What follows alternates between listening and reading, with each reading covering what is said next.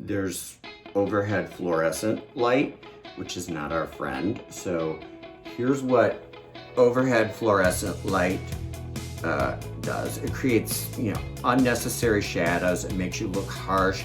You can see how thrilled I am.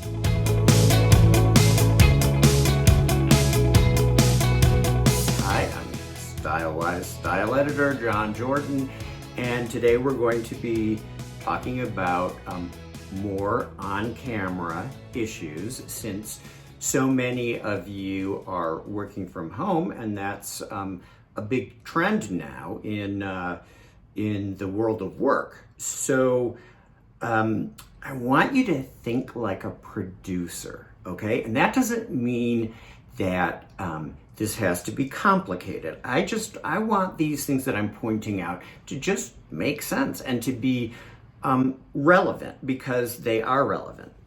I was watching something on TV the other night. It was like a big, global concert, and Charlie Puth was on, and he's a young pop star, and so he got a lot of accolades for his performance. He's talented, but if you look at the photo here, Charlie forgot to make his bed. So it's kind of cute that he's a young guy, and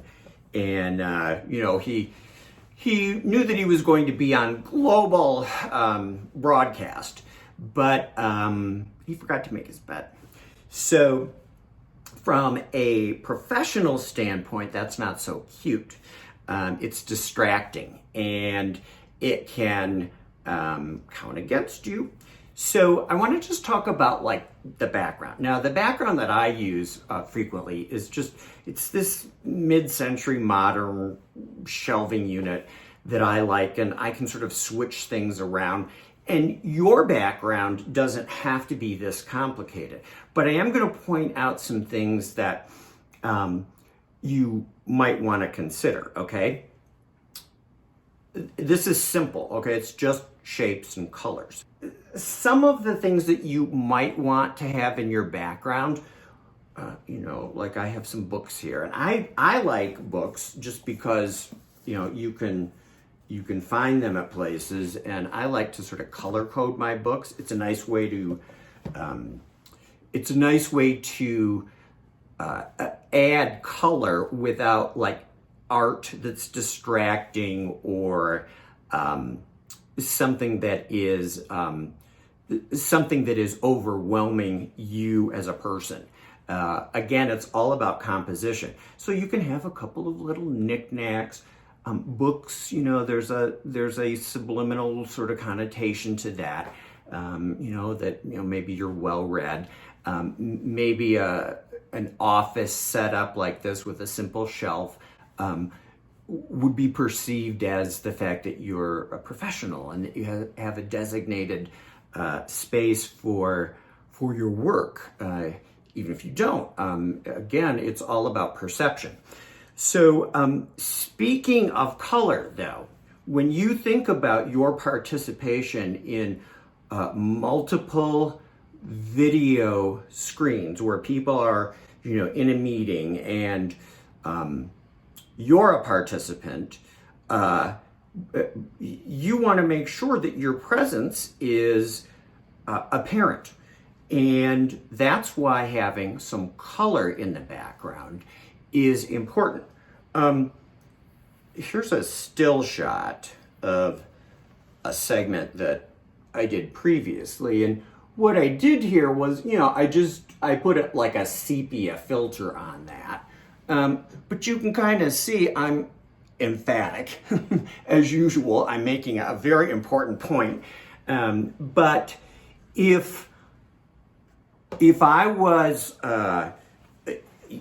wearing beige and the background was beige and everything was neutral, I would not be perceived in the group of screens that are part of the meeting as significant. That's why color and definition and composition are important. Again, it doesn't have to be complicated like this. So just the takeaway from this point is have some color in the background, wear some color. You will stand out as a result. The other things that I want to point out are a little bit more,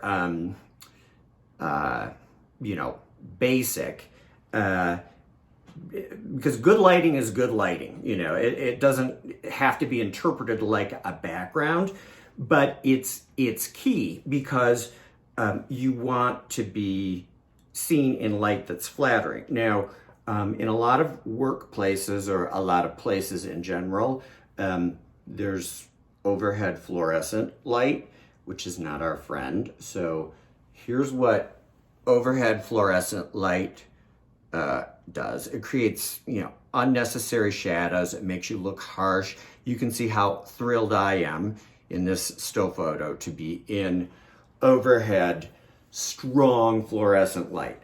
It's not your friend, and as a result, light that comes this way, in the business we call it fill light, and that means it's just sort of coming from all directions. And ladies, it's why some of you like to do your makeup in the rear view window in your automobile, not while you're driving though.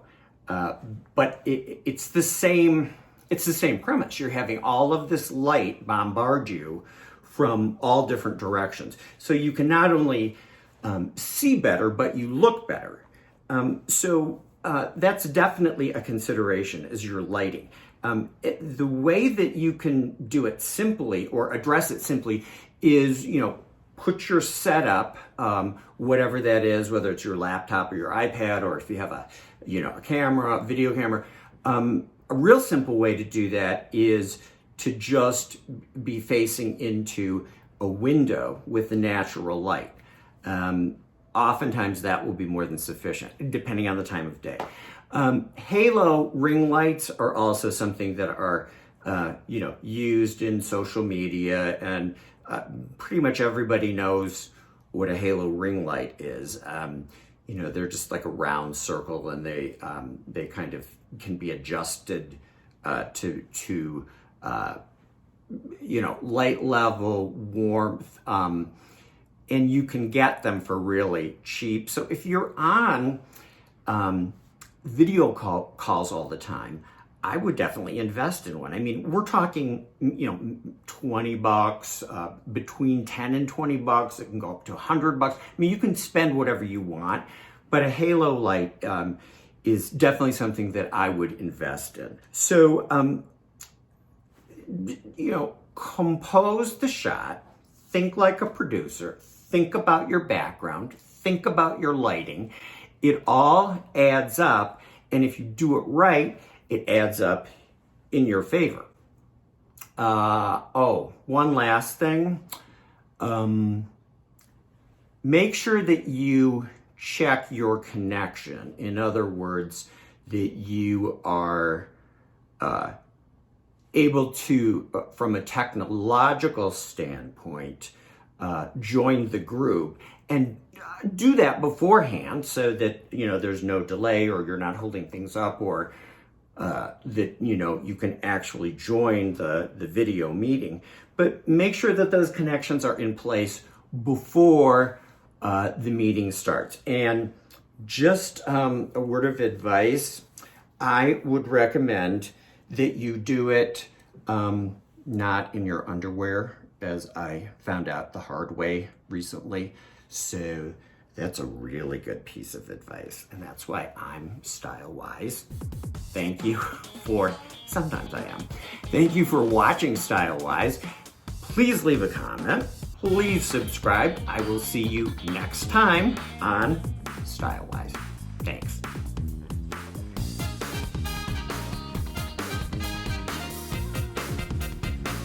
Hey, thanks for tuning in. I appreciate your participation. So subscribe, if you will, at the link below.